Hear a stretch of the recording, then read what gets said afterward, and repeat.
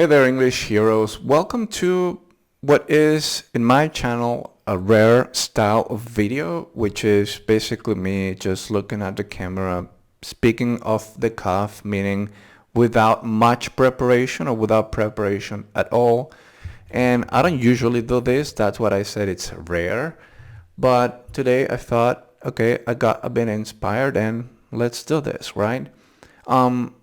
What I want to talk about today is a couple of words that are hard to pronounce, and I wanted to give you some insights, some tips, some, advice on how to pronounce those words.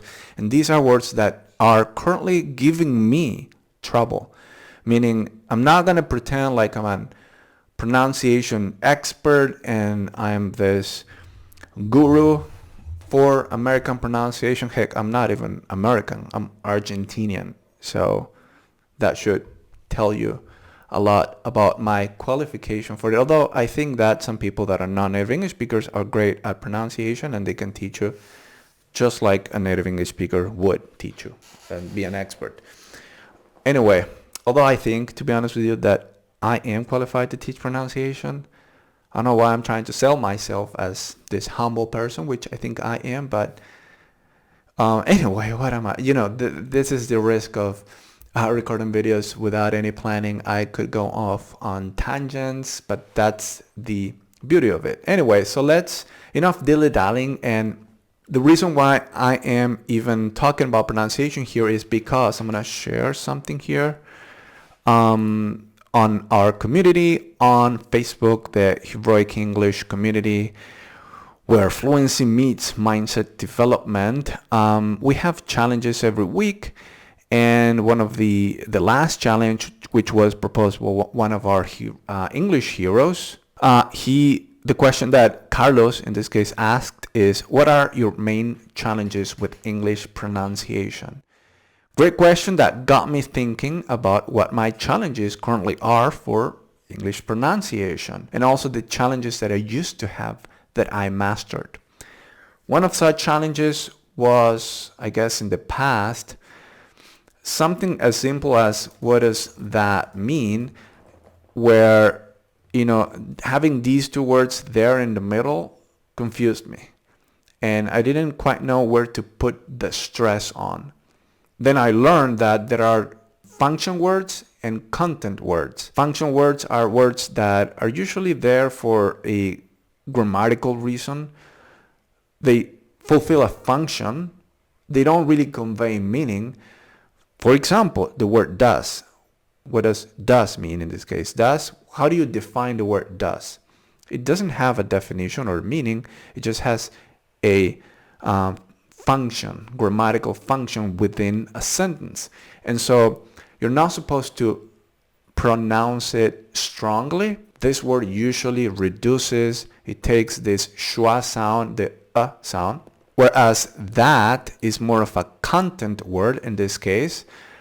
As a demonstrative, when you say that window, for example, you pronounce it with the sound rather than a schwa.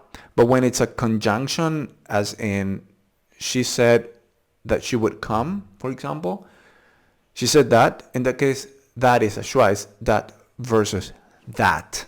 Anyway, what does that mean? And so, just this sentence here. Try saying it yourself. Are you saying it like me? What does that mean? What does that mean? And reducing does, right? What is that? What is that? What is that? It's like just one word. Well, this is one example of a sentence that I used to struggle with before, say, 8 years ago, 9 years ago.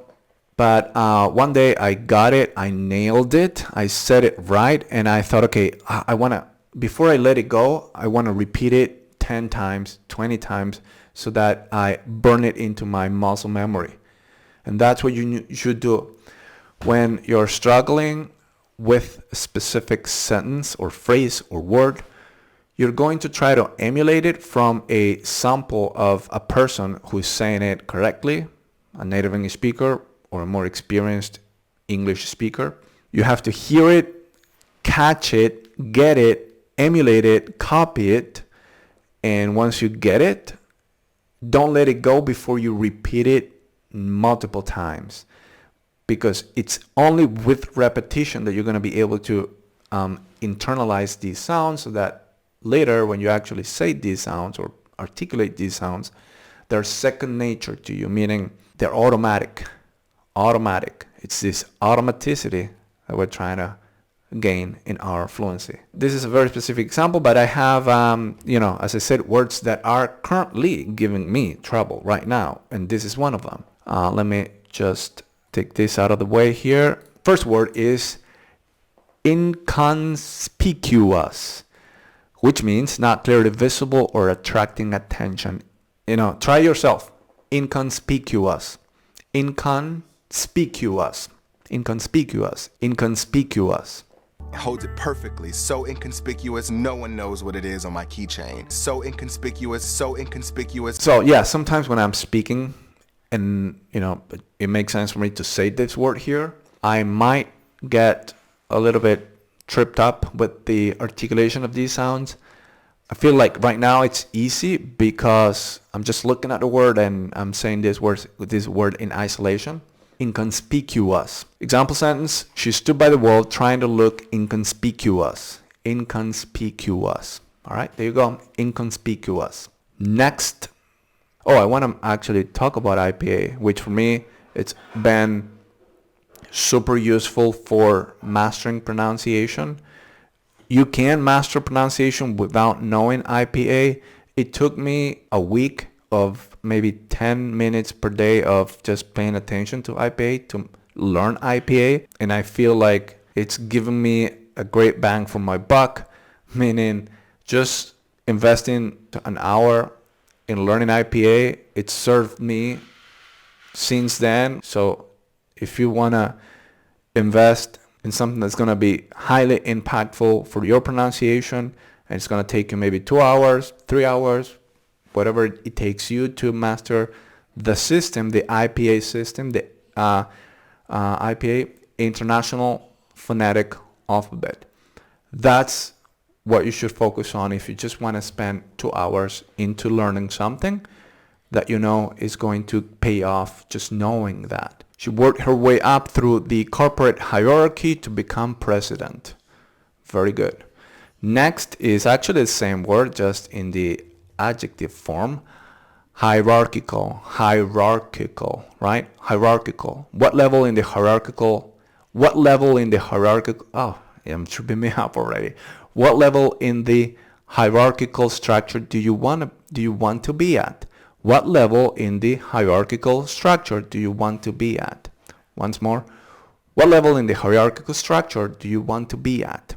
The brain is a hierarchical system. The brain is a hierarchical system. I heard someone say, I don't remember who it was, that when you start saying the words backwards, or like saying each individual syllable backwards, it's easier for you to master the sound. Let's give that a try right now with this word. Call, the last syllable. Kikol, the last two syllables. Kikol.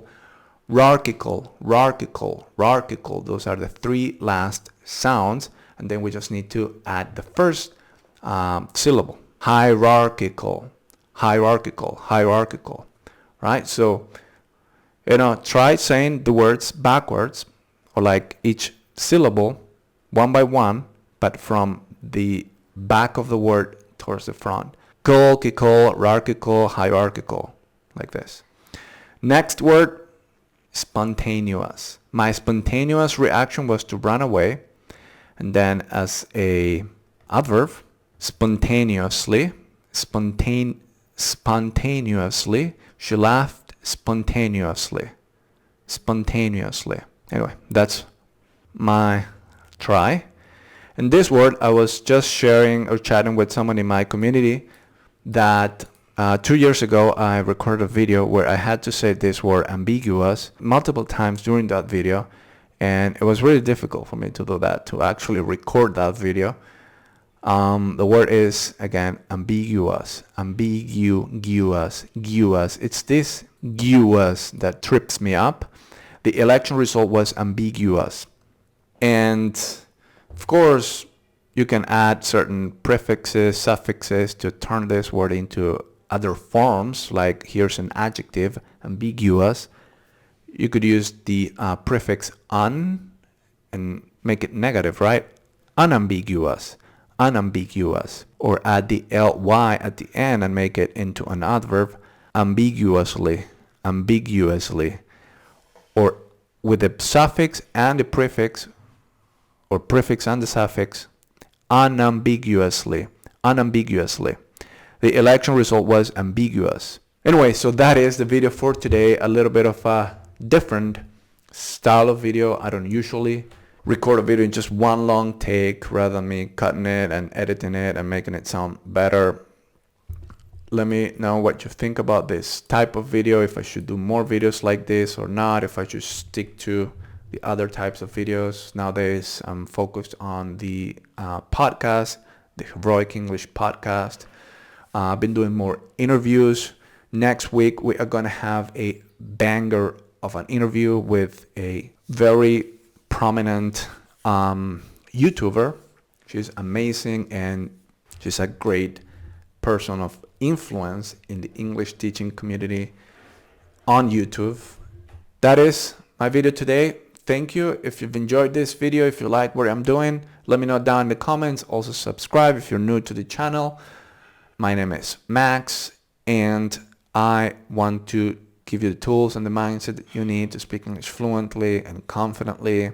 I'm here to help you, and I'm here to provide a community, something that most people don't do. We have this Heroic English community that is a supportive and encouraging, a challenging and inspiring place for people like you who want to get this sense of community. You're not alone in this. You're being joined by other learners, by there are people that are going to help you there. There are people that you are going to look up to. There are people that you're going to learn from in that community in Heroic English. We are on Facebook. Just look us up on Facebook as Heroic English. Don't want to make this video any longer, so I'll leave it at that. Thank you for watching, and until next time.